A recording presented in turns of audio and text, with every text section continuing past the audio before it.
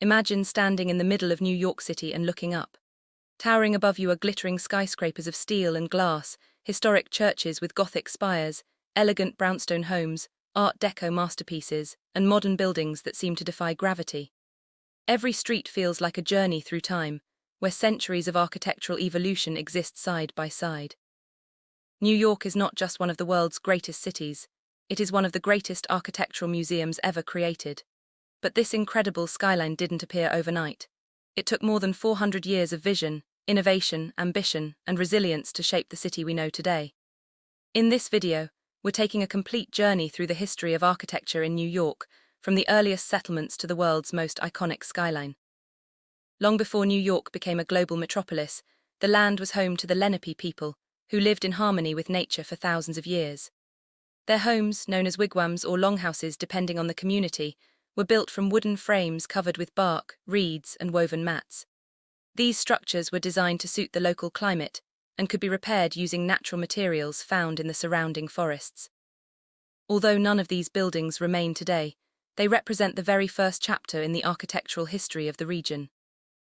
Everything changed in 1624 when Dutch settlers arrived and established the colony of New Amsterdam at the southern tip of Manhattan.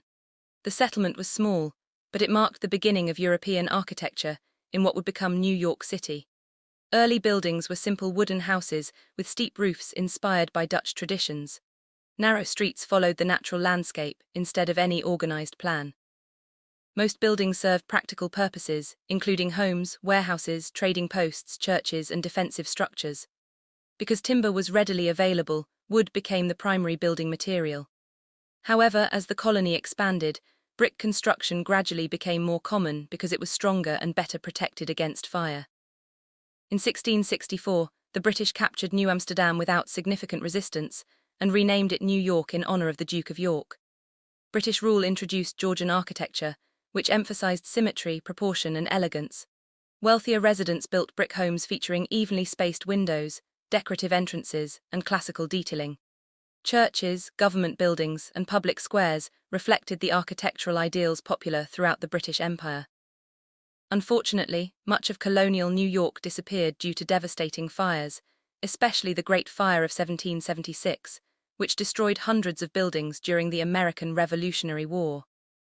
Only a small number of colonial structures survived, making them some of the oldest buildings still standing in the city today.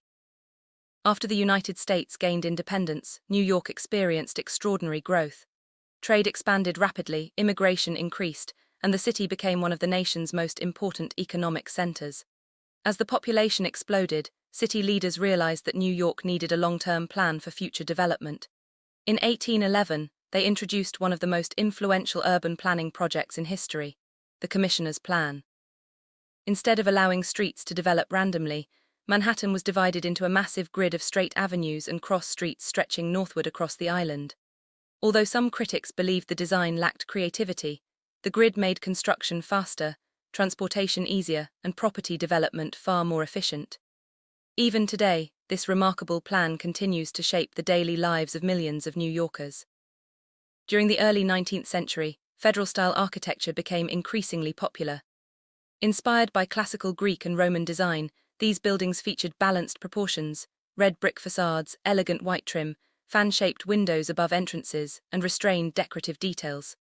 New York City Hall, completed in 1812, remains one of the finest surviving examples of this architectural period. It combined American federal architecture with French influences and symbolized the confidence of a young nation. By the middle of the 19th century, New York's population had reached unprecedented levels. Massive waves of immigrants from Ireland, Germany, Italy, and many other countries transformed the city's neighborhoods almost overnight. Housing became one of the greatest challenges. To accommodate this growth, architects developed one of New York's most recognizable residential styles, the brownstone. Built from reddish-brown sandstone quarried primarily in Connecticut and New Jersey, these elegant townhouses lined entire streets throughout Manhattan and Brooklyn. Their raised front entrances, decorative iron railings, tall windows, and detailed cornices created neighborhoods that remain among the most desirable places to live today. Walking through areas such as Brooklyn Heights or the Upper West Side still feels like stepping back into 19th century New York. At the same time, architectural styles became increasingly diverse. Italianate buildings introduced tall arched windows, elaborate brackets beneath rooflines, and decorative facades inspired by the villas of Renaissance Italy. Gothic Revival architecture brought pointed arches, stained glass windows, soaring towers, and intricate stone carvings to churches, schools, and public buildings. One of the finest examples is St. Patrick's Cathedral, whose magnificent Gothic design continues to impress millions of visitors every year. Another innovation completely transformed commercial architecture: cast iron. During the mid-1800s, architects realized that prefabricated cast iron facades could be manufactured in factories, transporting to construction sites, and assembled quickly. These facades allowed much larger windows than traditional masonry buildings, bringing more natural light into shops and offices. The neighborhood now known as Soho became the center of this architectural revolution. Today, it contains the largest collection of cast iron buildings anywhere in the world, and remains one of New York's most historically significant districts. As the 19th century drew to a close, New York entered the era known as the Gilded Age. The city's economy boomed, fueled by finance, manufacturing, shipping, and industry. Some of America's wealthiest families built enormous mansions along Fifth Avenue that rivaled the palaces of Europe. Public buildings also became grander than ever before. Architects embraced the Beaux-Arts style, which originated at France's prestigious École des Beaux-Arts. Massive columns, marble staircases, domes, sculptures, elaborate ceilings, and classical symmetry became symbols of wealth, education, and national pride. This period produced many of New York's greatest landmarks. Grand Central Terminal became not only a transportation hub, but also a masterpiece of architecture and engineering. Its celestial ceiling, monumental staircases, elegant chandeliers, and spacious main concourse remain among the city's most beloved interiors. The New York Public Library impressed visitors with its marble facade, majestic reading rooms, and famous stone lions guarding the entrance. These buildings demonstrated that public architecture could inspire citizens while serving practical purposes. Yet the greatest transformation in New York's architectural history came with the invention of the skyscraper. Before the late 19th century, buildings were limited by the strength of their walls. As structures became taller, the lower walls had to become thicker, leaving less usable interior space.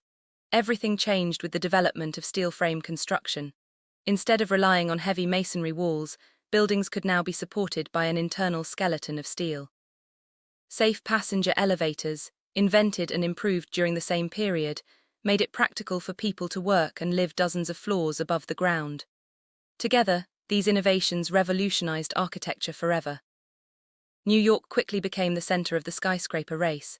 The Flatiron Building, completed in 1902, captured worldwide attention because of its unusual triangular shape, perfectly fitting the narrow intersection where Broadway crossed Fifth Avenue.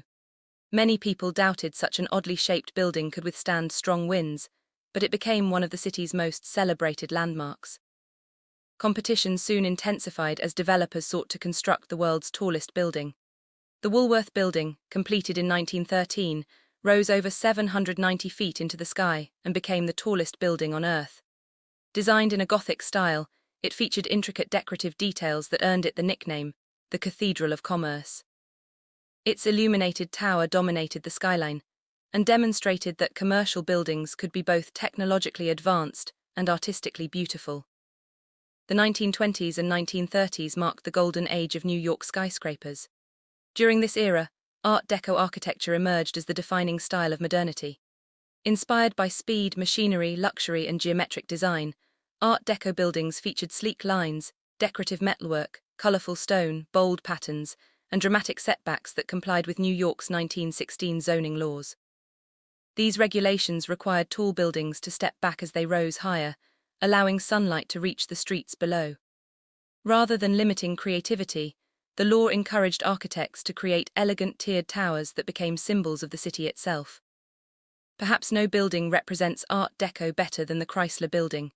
Completed in 1930, its stainless steel crown shimmered in the sunlight while eagle gargoyles projected from its upper floors. For a brief period, it held the title of the tallest building in the world. However, its reign lasted less than a year. In 1931, the Empire State Building officially surpassed every other structure on Earth. Rising 1,250 feet with 102 floors, It became an engineering marvel completed in just over 13 months despite the hardships of the Great Depression. Thousands of workers, many of them immigrants, labored high above the streets assembling steel beams with remarkable speed and courage. For nearly 40 years, the Empire State Building remained the tallest building in the world, becoming an enduring symbol of New York and American ambition. Following World War II, architectural tastes shifted dramatically. Decorative ornamentation gave way to simplicity, efficiency, and function. Modernist architects embraced glass curtain walls, clean geometric forms, and open interior spaces. One of the most influential examples was the Seagram Building, completed in 1958. Designed by Ludwig Mies van der Rohe with Philip Johnson, it established a new standard for corporate office towers around the world. Its elegant bronze and glass facade demonstrated that beauty could be achieved through simplicity, rather than decoration. The United Nations headquarters also reflected this new international style. Completed in the early 1950s, its sleek glass tower symbolized cooperation among nations while introducing modern architectural ideas to a global audience. Midtown Manhattan soon filled with glass office buildings that reflected the city's growing importance as an international financial and business center. Not every architectural story in New York has been one of preservation. During the mid-20th century, many historic buildings were demolished to make way for new development.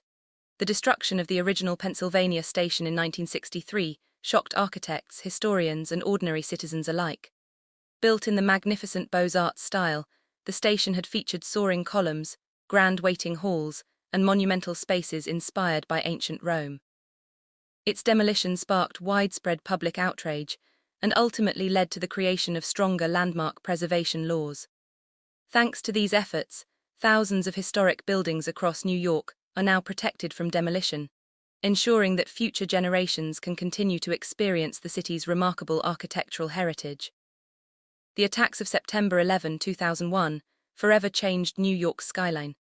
The collapse of the Twin Towers was not only a human tragedy, but also one of the greatest architectural losses in modern history. In the years that followed, architects, engineers, and city leaders faced the challenge of rebuilding while honoring those who lost their lives. The result was One World Trade Center, completed in 2014. Standing at a symbolic height of 1,776 feet, it became the tallest building in the Western Hemisphere. Its elegant glass facade reflects both the sky and the city, representing resilience, hope, and renewal. Today, New York continues to push the boundaries of architectural innovation. Super-tall residential towers known as pencil skyscrapers rise above Central Park with incredibly slender profiles made possible by advanced engineering. Hudson Yards has transformed former industrial land into one of the largest urban development projects in American history, featuring futuristic office towers, residential buildings, cultural spaces, parks, and public art. Sustainability has also become a major focus, with architects designing energy-efficient buildings that reduce environmental impact while improving quality of life. Despite constant modernization, New York has never abandoned its past. Colonial churches stand only blocks away from glass skyscrapers. Victorian brownstones coexist with luxury high-rise apartments. Art Deco masterpieces share the skyline with contemporary engineering marvels. Every architectural style represents a different chapter in the city's extraordinary story. Today, New York is home to more than 1 million buildings across its 5 boroughs, each contributing to one of the most diverse urban landscapes on Earth. From the wooden homes of New Amsterdam to the steel giants that define the modern skyline, the city's architecture reflects centuries of immigration, economic growth, technological innovation, artistic ambition, and human determination. The history of New York's architecture is ultimately the history of the city itself, a story of people who dreamed bigger, built higher, overcame disasters, embraced new ideas, and continually reinvented their surroundings. Every brick, every stone, every steel beam, and every glass panel tells part of that remarkable journey. Whether you admire the timeless elegance of a 19th-century brownstone, the dazzling crown of the Chrysler Building, the majestic Empire State Building, or the soaring height of One World Trade Center, each structure reminds us that architecture is far more than construction.